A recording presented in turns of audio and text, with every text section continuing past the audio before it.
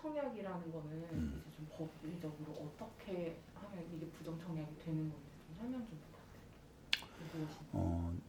법에서는 이제 부정한 방법으로 그 분양권을 취득한 그런 행위를 이제 금지하고 있는데, 대표적으로는 이제 우리 그 주택 공급에 관한 규칙 이런 데 보면 청약 분양을 할 때는 그 청약 가점이라는 게 있습니다. 그런데 그 가점을 높이는 그런 그 행위, 그게 이제 가장 대표적이고, 지금 부산 사건 같은 경우도 이제 그런 케이스에 해당되는 거죠. 뭐 자녀를 그러니까 의도적으로 이제 가점을 높이기 위해서 실제 결혼이 아닌데 그 결혼이라는 형식으로 해서 자녀를 그 많이 한다거나, 아니면 그 임신이 안 됐는데도 불구하고 또 허위 임신인 것처럼 그렇게 또 꾸민다거나 하는 그런 방법을 통해서 청약 가점을 높이는 겁니다. 이게 그러니까 그 청약 가점이라는 것도 기준을 보면 사실 뭐 다자녀 가구, 뭐 신혼부부, 장애인 특공 이런 것들이 있잖아요. 그러니까 청약이라는 제도 자체가 어떻게 보면 이제 국가의 어떤 뭐 인구수를 늘린다던가 이런 제도로 인해서 확대가 되거나 좀 더 뭐라 했죠? 특별 공급이 되거나 뭐 이런 것들이 있나 보네요. 이런 특징이. 그렇죠. 이제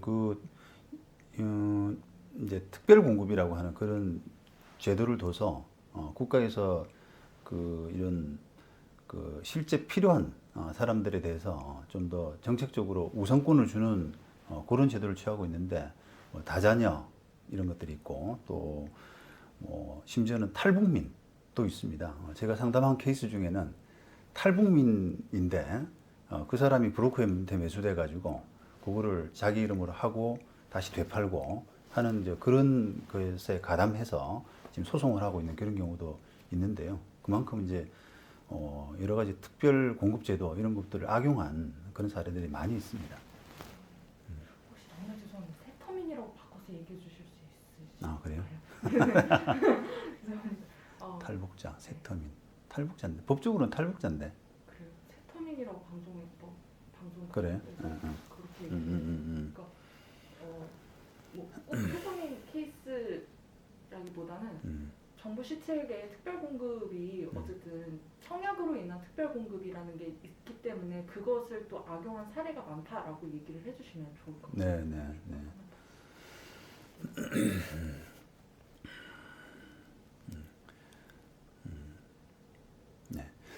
지금 현행법상으로는 특별 공급이란 제도를 둬서 이런 뭐 신혼부부라든지 또는 다자녀 가구 이런 경우에 어떤 정책적으로 이제 그 가점을 조금 더 주는 그런 제도를 취하고 있는데, 이런 부분을 이제 악용해서 실제 결혼하지 않았는데도 불구하고 막 결혼해서 자녀를 늘리는 그런 사례들, 악용 사례들이 많이 나타나고 있습니다.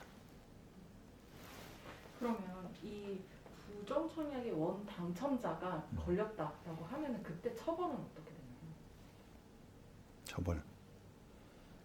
법은 이제 보진 않았는데, 그냥 대략 얘기하면 돼.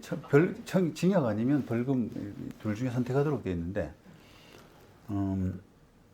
그런,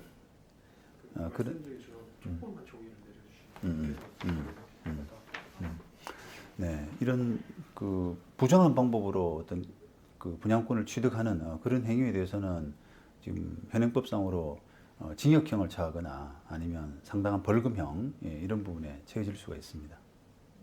실제 판례에서는 그러면 좀 그렇게 징역까지도 나오거나 하는 게 많은 경우. 보통 뭐 그 어마어마한 금액을 뭐 취득한다거나 또 그런 그 행위 자체가 뭐 여러 건이다거나 또는 이미 이전에 동종 전과가 많다거나 뭐 특별히 이제 그런 경우가 아니라 그러면 보통은 처벌 자체는 이제 몇백만 원 정도의 벌금에 그치는 것이 일반적이죠.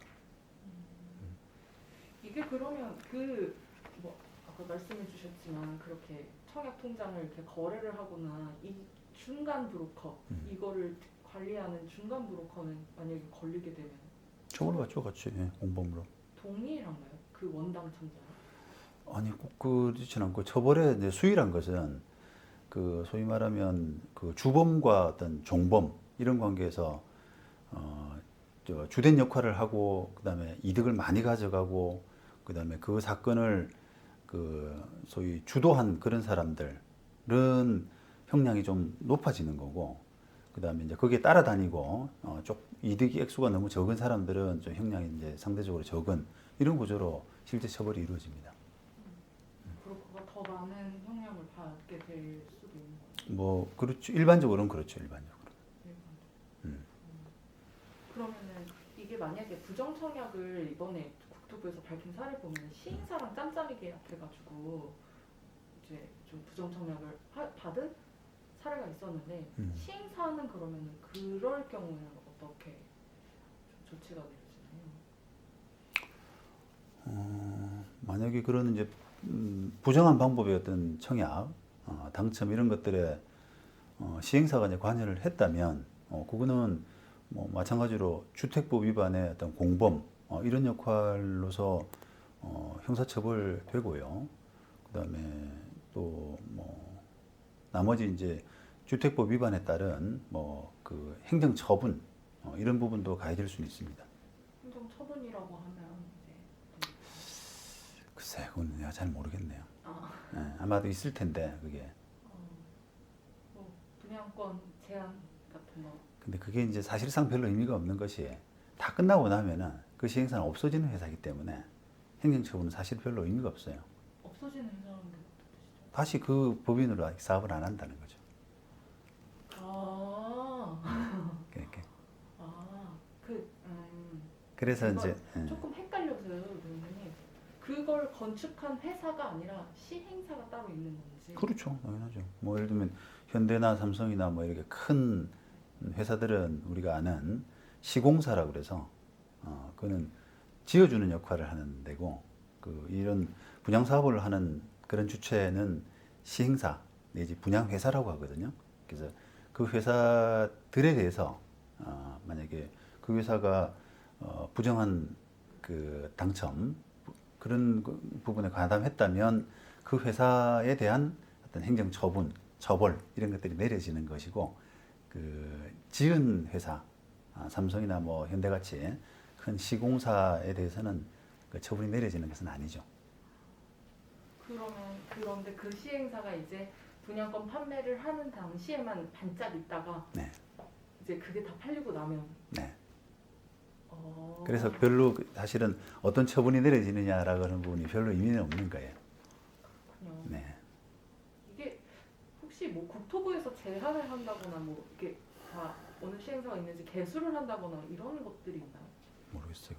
전수조사 이런 것들이 있는 건지 잘 모르겠어요. 그러니까 보통은 그냥 한 사업장에서 사업하면 끝이에요.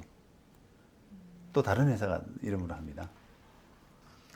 그러니까 이게 얼마나 엉망인지 알잖아요. 같은 회사 이름으로 다시 분양 사업을 하는 그런 사례가 거의 없다는 것은 지금 한 사업장에서 생긴 문제를 다른 데로 끌고 갈 만한 그런 자신이 없다는 뜻이기도 하거든요. 그 다음에 또 뭐 그 짓고 나서 이제 그 하자 이런 부분에 대한 책임 이런 부분들도 다 시행사 기본적으로 분양회사가 부담을 하게 되는데 그 분양회사가 그런 책임을 나중에 다른 사업장에서도 자기 이름으로 할 때 그런 책임들이 다 따라오기 때문에 지금 현실적으로는 시행사업을 똑같은 시행사업을 같은 이름으로 하는 경우는 거의 없습니다. 그러면 이 부정 청약이라는 게 좀 그러니까 청약 당시가 아니라 나중에 밝혀지는 거잖아요. 좀 일이 다 끝나고 난 다음에 뭐 국토부에서 조사를 하겠다 이렇게 하면 밝혀지는 경우인 것 같은데 그러면 그때 조사를 하고 나면 시행사가 없거나 이럴 수도 있는 거예요. 그러니까 이제 부정한 방법으로 뭐 당첨되고 하는 경우는 시행사가 직접 관여되는 경우는 별로 없어요. 그러니까 지금처럼 그 어떤 뭐 특별 공급 제도를 이제 악용해서 누군가가 브로커가 끼어서 사람 동원해 가지고 이렇게 하고 전전매로 이렇게 팔아 가지고 문제가 되는 경우가 대다수죠. 그러니까 부정 청약 그 부정한 방법의 청약 이런 부분에 초점을 이제 맞춘다면 그 시행사 부분은 그렇게 염두에 안 두셔도 돼요. 이거는 제가 지금 방금 처음 알아가지고 놀랐어요. 네, 네. 아, 종이 그냥 책상에 올려주시면 볼까요?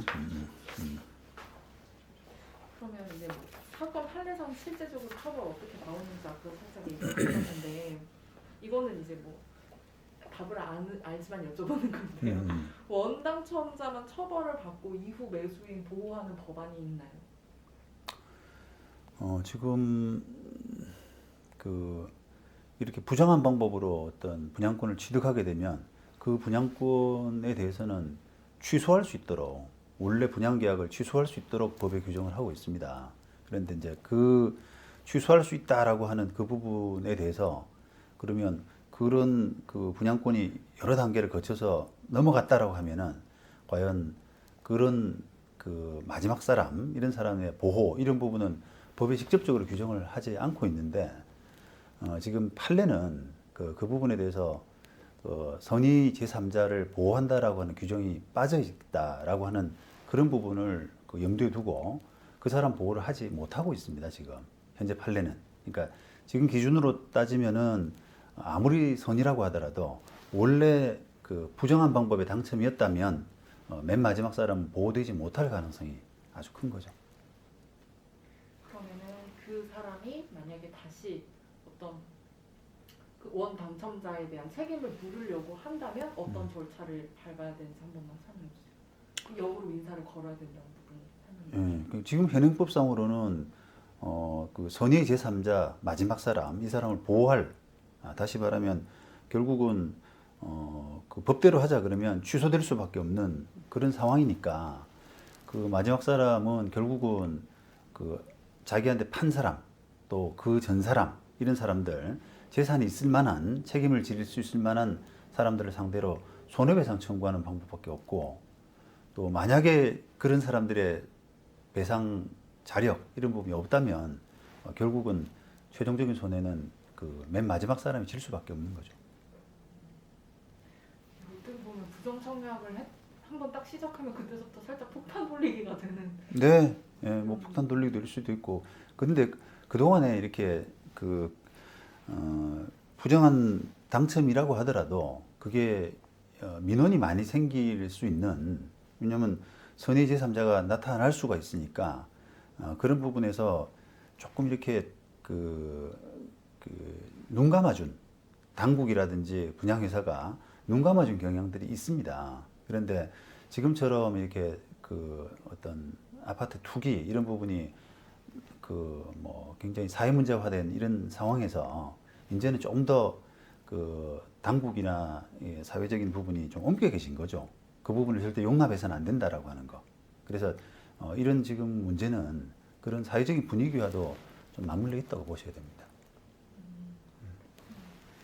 이게 제가 그 두 번째 페이지 첫 번째 질문이랑 연관돼서 그런 좀 질문을 드리면 이게 예전서부터 청약통장 사고판은 떴다방 있었다 2002년 기사도 있더라고요. 네네. 네, 예전부터 있던 일인데 좀 지금 되게 말씀하신 것처럼 그 어떤 단속이나 이런 것들이 삼엄해진 건지, 그럼 예전에는 이런 청약을 이렇게 주고받고 하는 게 조금 쉬웠던 환경인 건지 이런 것들을 한번 짚어주실 수 있나요?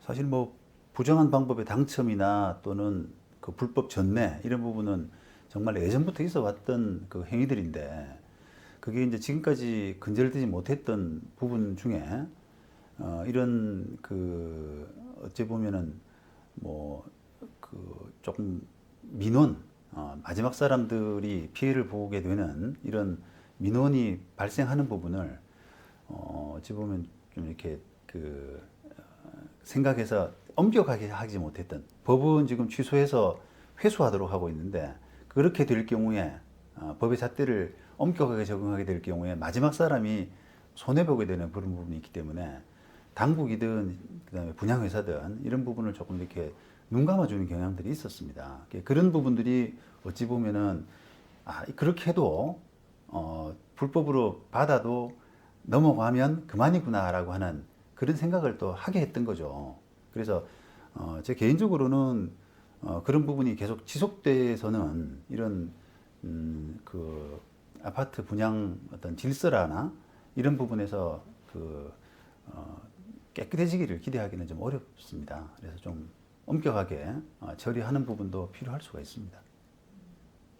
이게 이 질문을 준비했던 이유가 예전에는 단속이 심하지 않았는데 지금 단속이 심해진다고 하면 네.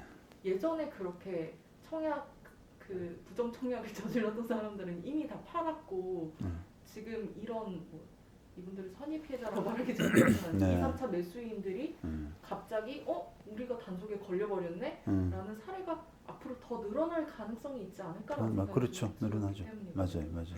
지금 훨씬 지금 단속되는 어떤 이런 아파트 불법 거래 이런 부분에 대한 어떤 정부의 근절 의지 이런 부분이 강하기 때문에 아무래도 단속도 훨씬 예전에 비하면 많이 되고 있습니다.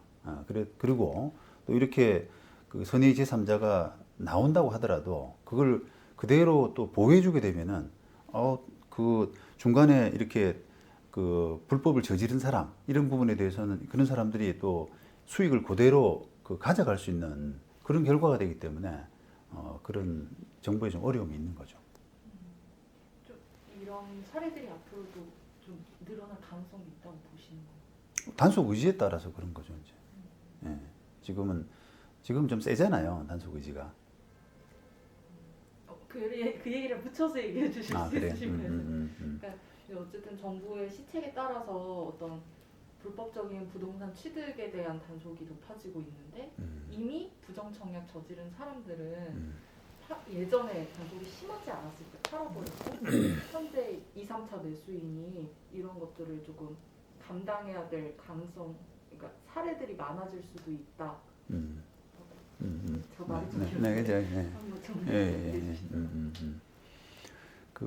예전에 비하면은 이런 이제 부정한 당첨 내지 불법 전매 이런 부분에 대한 단속이 훨씬 많아지고 있기 때문에 지금 선의로 이걸 취득한 사람이라고 하더라도 결과적으로는 분양권을 좀 회수 당하게 되는 피해를 입을 수밖에 없는 그런 가능성이 훨씬 높아지고 있습니다. 그러면 이제 그 부산 마린시티 자이건 조금 더 자세하게 이야기 들어보면 이분들은 거의 1년 동안 이제 처음에는 시행사가 자기네들이 부정청약이다 하면서 집배라고 했대요.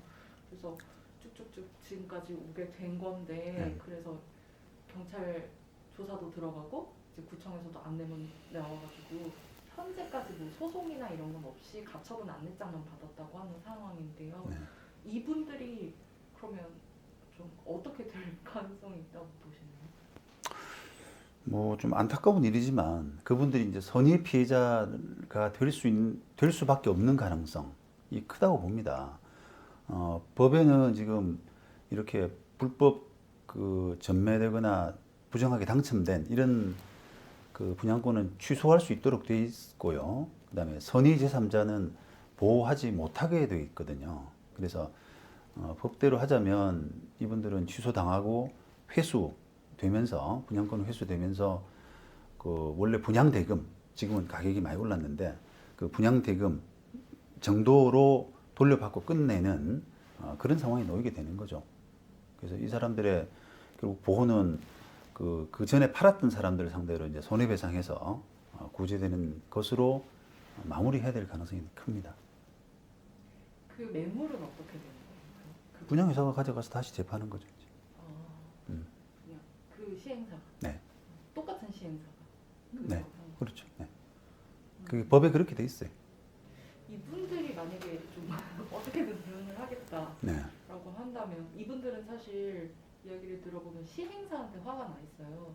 왜냐면 시행사가 사실 부정청약인 걸 알고 판 사람도 있었고 알고도 자기한테 팔았다라고 주장하는 사람도 있었고 이분들 이야기지만 뭐 시행사 직원의 뭐 아는 사람이 거기에 또 들어가 있고 부정청약으로 들어가 있더라 이런 얘기도 있어가지고 네. 이분들이 어떤 원당첨자와 시행사를 대상으로 할 수 있는 방안은 혹시 손배 말고 또 다른 게 있을까요? 일단 이제 분양권을 이렇게 그 불법이라고 하는 이유로 회수 당하게 되면 그 손해가 불가피하게 이제 발생을 할 수밖에 없는데 그 손해는 기본적으로는 그 전에 팔았던 그 사람 상대로 이제 소송을 해야 되는 것이고 거기에 만약에 분양회사가 일말의 책임이 있다면 그 분양회사도 이제 그 손해배상 책임을 피할 수는 없을 텐데 문제는 이제 그 분양회사가 어느 정도 관여돼 있느냐라고 하는 것을 현실적으로 입증한다는 것은 사실상 이제 쉬운 문제는 아닙니다. 재판에서 그걸 뭐 여러 가지 증명을 해야 되기 때문에 사실 조금 막막한 그런 상황이 될 수가 있습니다. 이분들이 받으셨던 자료 중에 좀 흥미로운 게 국토부에서 또 그 구청에서 시행사에서 받은 자료들이 있는데 국토부는 어쨌든 국토부가 시행사를 통해서 너네 부정 청약이 걸렸으니 지금 살고 있는 지금 살고 있는 이 사람들을 보호하는 테두리 안에서 부정 청약 그 취소를 해라라고 내려왔대요. 그리고 지자체에서도 이제 그걸 걸었잖아요. 분양권 허가 제어가 이제 금지하겠다. 재분양. 네, 재분양 금지하겠다. 그래서 뭐 시행사가 뭐 언론 상대로는 그럼 뭐 우리는 그쪽에서 시키는 대로 하겠다 하지만 전혀 사실 이 입주민한테는 이런 방구도 얘기하지 않는 오히려 내용 증명을 보내서 이거 취소됐다라고 얘기를 하는 상황이라고 하거든요. 그러니까 분양회사가 지금 그 부정 당첨된 그 분양권을 취소하는 것은 법에 따른 겁니다. 그게 적법한 거예요. 그래서 그 부분을 뭐 어떤 뭐 모종의 어떤 뭐 그 계획이 있다라고 이야기할 수 있을지언정 그 불법이다라고 할 수는 없어요. 그러니까 시행사 또는 분양회사로서는 그걸 회수해서 좀 더 높은 가격에 뭐 다시 재분양하는 그런 부분의 생각은 할 수는 있겠죠. 하지만 그런 행동들이 불법은 아니거든요. 그러니까 이제 그 뭐 분양회사의 이제 의지 이런 부분도 좀 관여돼 있을 수도 있고 또 지도 감독하는 그 국토부의 의지 이런 부분이 여러 가지 좀 이게 그 탄력적으로 해석될 수는 있습니다만 어쨌든 지금 취소되는 것은 법에 따른 거기 때문에 맞는 행동입니다. 그러면 지금 그 혹시 이 피해자들을 이제 좀 보호해야 되는 뭐 법안이 나와야 되지 않느냐 이래서 뭐 법안 발의를 앞두고 있는 국회의원도 계신데 그거에 대한 생각은 좀 어떠세요? 물론 이제 그 어떤 가치관의 문제 같아요. 이걸 선의 제3자를 구제해 주는 그런 필요성도 당연히 이제 있죠. 하지만 또 선의 제3자가 구제되면 한편으로는 그 중간에 전전매로해서 팔았던 사람들 이런 사람들에 대한 어떤 그 손해배상 이런 부분의 그 가능성 그런 상황이 안 생기기 때문에 그 사람들이 어찌 보면 그런 그 이득을 그대로 가져갈 수 있게 하는 그런 약간 통로를 열어주는 결과도 되거든요. 그래서 아마 그 선의 제3자 보호 규정이 지금까지 없었던 부분도 약간은 이제 그런 우려 그런 부분을 감안해서 법에서 그 넣지 않았던 그런 것으로 예상이 됩니다. 그러면은 그걸 어쨌든 그 피해자가 손배를 통해서 이렇게 더 원 당첨자에게 압박을 가하는 방식 말고 원 당첨자의 형벌이나 징역이 조금 더 높아져야 될 필요성이 있을까요? 부정 청약을 저지른. 그렇죠. 이게 뭐 그게 그런 지금 어찌 보면 이제 법정형은 충분히 뭐 징역 내지 벌금 이렇게 돼 있기 때문에 법정형은 충분히 적진 않다라고 생각은 하는데 그게 실제로 그 선고되는 형, 법원에서 그 사람을 어떻게 보고 선고하는 형이 지금 대체로 보면 좀 낮거든요. 그게 그 어떻게 보면 좀 어떤 피해자가 없다면 그런 부정에서 당첨한 행위 자체가 뭐 그렇게 그 국가에 큰 손해를 끼치고 또 사회적으로 큰 해악을 미치고 하는 그런 부분에서 아무래도 좀 이렇게 경각심이 좀 적은 거예요. 그러다 보니까 거의 대부분은 이제 벌금으로 그치고 하니까 그런 일들이 반복되는 경향이 있습니다. 이게 좀 앞으로 달라져야 될 필요성이 있다고 느끼시는지. 뭐 다 지금 세져야죠, 뭐 다. 형량은 어찌 보면 이렇게 거래 질서를 물러나게 만드는 그런 행위고, 다른 사람에게 주는 어떤 영향 이런 부분들, 우리는 투기가 만연하게 되면 누군들 일해서 돈 버는 열심히 일해서 돈 버는 그런 생각을 못 하지 않습니까? 다 투기하려고 그러지. 그러니까 그런 사회에 어떤 해악 끼치는 해악이 적지 않기 때문에 형량은 지금보다는 훨씬 더 높아져야 되는 그런 필요가 있다고 봅니다.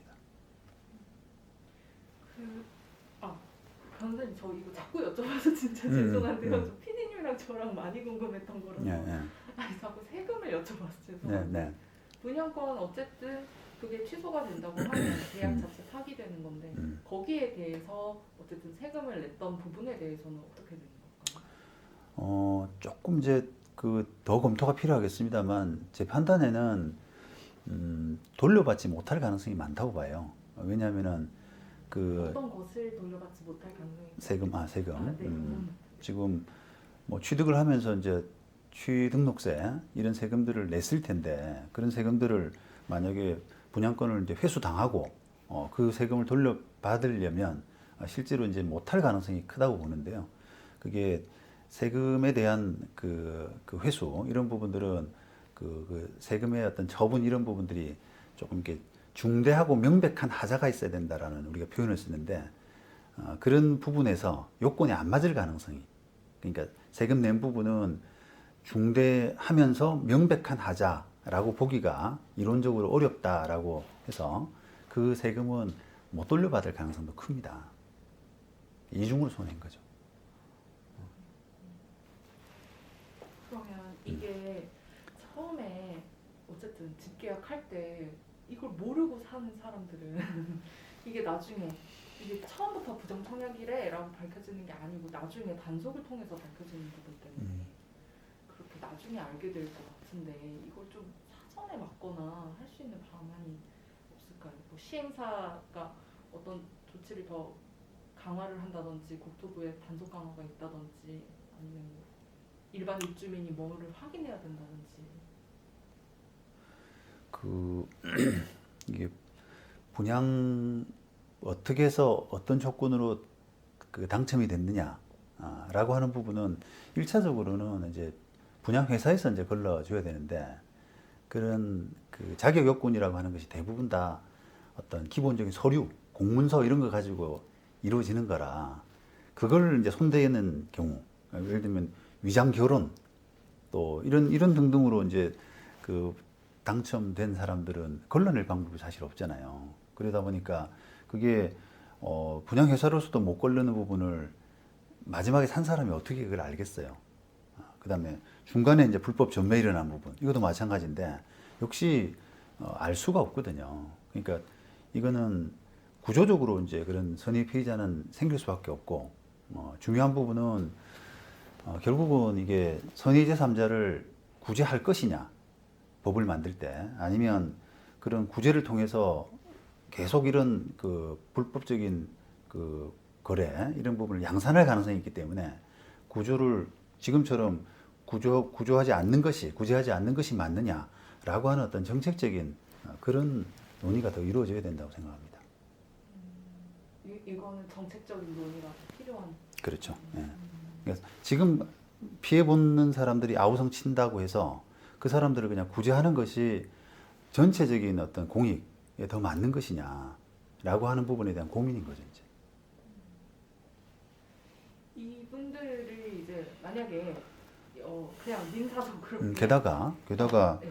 지금 이제 이 부산 마린시티 사건은 이제 피해자가 다수기 때문에 이렇게 목소리도 내고 하는데 그동안에 부정 당첨 내지 불법 전매 이런 걸로 해서 선의 피해자가 항상 생겨왔거든요.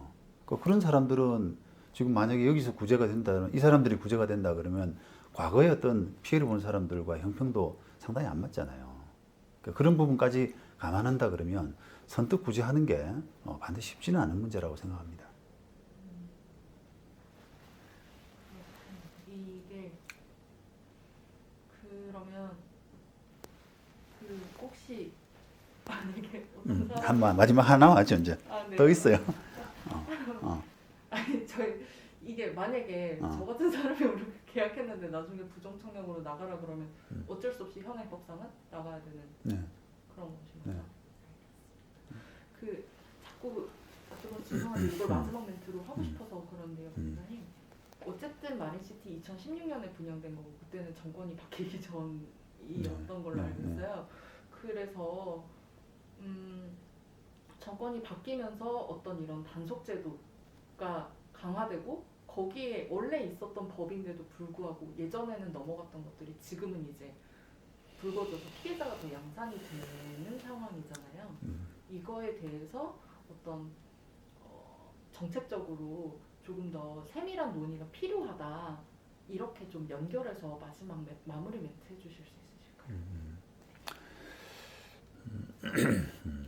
저는 이걸 그렇게 봤거든요. 원래 있던 법과 지금 현재 행태에 좀 아노미가 생겨서 예전에 있었던 그런 넘어갔던 사람들이 지금 다 우르르 이렇게 나오게 된 케이스가 마린시티가 아닌가 싶어서 혹시 그렇게 한번 좀 해주실 수 있으실까요?